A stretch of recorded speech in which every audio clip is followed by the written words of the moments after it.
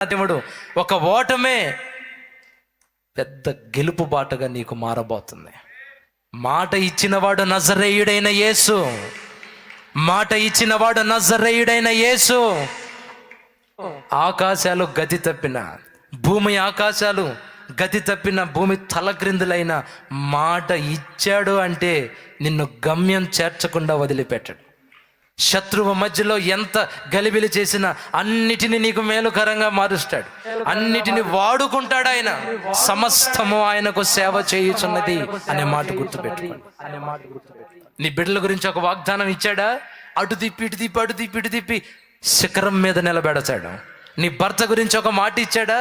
అటుబడి ఇటుబడు, అటుబడి ఇటుబడు, అన్నిటిని మేలుకరంగా మార్చి తలగా నిలబెడతాడు ఆయన. నీ జీవితంలో అలాంటి పరిస్థితులు ఉన్నాయా? పడుతూ లెగుస్తూ ఉన్నావా? ఒక్కొక్క ఓటమికి తిరిగి నా దేవుడు రెట్టింపు బహుమానం పాఠాల రూపంలో నీకు ఇస్తాడు. హల్లెలూయా, హల్లెలూయా. 3 సార్లు అడిగాడు నన్ను ప్రేమిస్తున్నావా అని. 3,000 మంది ఆత్మల్ని ఇచ్చాడా?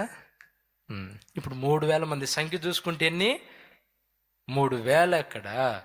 3 సార్లు అబద్ధం ఆడటం ఏంటండి? ఓటం ఎంతది? ఓడిపోయింది ఇంత, గెలుపేమో ఎంత అండి? పట్టు. నిన్ను మనుషులు ఒక 4-5 రోజులు తిట్టారా? ఓ సంవత్సరం 2 సంవత్సరాలు నువ్వు చాలా అవమానం పడ్డావా? ఒక 3 సంవత్సరాలు అల్లాడిపోయావా? 30 సంవత్సరాలు ఈ 3 సంవత్సరాల మధుర జ్ఞాపకాలని గుర్తు చేసుకునేటట్టుగా చేయబోతున్నాడు. విశ్వసించిన వాళ్ళు చప్పట్లు కొట్టుకోండి, స్తోత్రాలు చెప్పండి. పర్లేదు, దేవుడు చూస్తున్నాడు మిమ్మల్ని. మీ స్పందన ఏంటో చూస్తున్నాడు ఆయన. హల్లెలూయా. ఓడిపోతున్నానని బాధపడమాకు, నిందలు పడుతున్నానని బాధపడమాకు, అవమానాల బాటలో ప్రయాణిస్తున్నానని బాధపడమాకు, ఎంతకాలం ఇలా అని అనుకోమాకు. మాట ఇచ్చాడు కదా, అది గుర్తుపెట్టుకో. దేవుడు నీతో కూడా అంటున్నాడు, నేను నీకు చెప్పిన మాటలు ఉన్నాయి, వాటిని నెరవేర్చే వరకు నిన్ను వదిలిపెట్టను.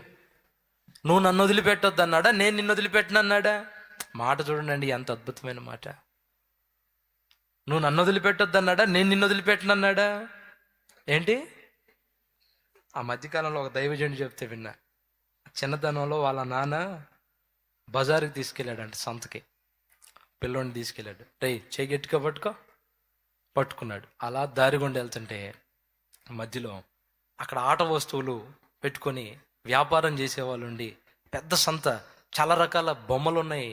అటన్నిటిని చూసి వాళ్ళ నాన్న చెయ్యి వదిలిపెట్టి అక్కడ ఆగిపోయాడు. వాళ్ళ నాన్న హడావుడిగా లోపలికి వెళ్ళి చూస్తే లేడు. వెతుక్కున్నాడు. మొత్తానికి వెనక్కి వస్తే అలా కూర్చొని ఆ బొమ్మలాటను చూస్తున్నాడు. ఒక్క గెదిమి అరిచి చేపట్టుకో గట్టిగా అది మళ్ళా తీసుకెళ్తే కొంచెం ముందుకెళ్ళిన తర్వాత ఇంకా వింత బొమ్మలు కనపడ్డాయి. అటు చూశాడు, చూస్తున్నాడా లేదా?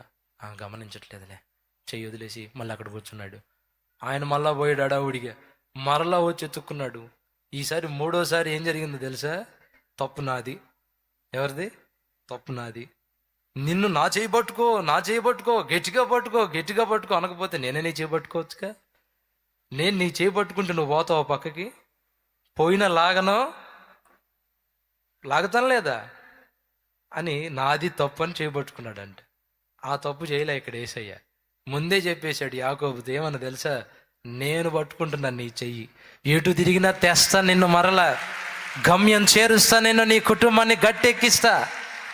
దారి తప్పిపోతున్నావు, లోక ఆకర్షణలకు చిక్కుబడిపోతున్నావు, అధపాతాళానికి కూరుకుపోతున్నావు, చేతులెత్తి నన్ను కాపాడండి అంటున్నావు. కానీ ఆ చెయ్యిని పట్టుకున్న వాడను నజరేయుడైన యేసుని నేను.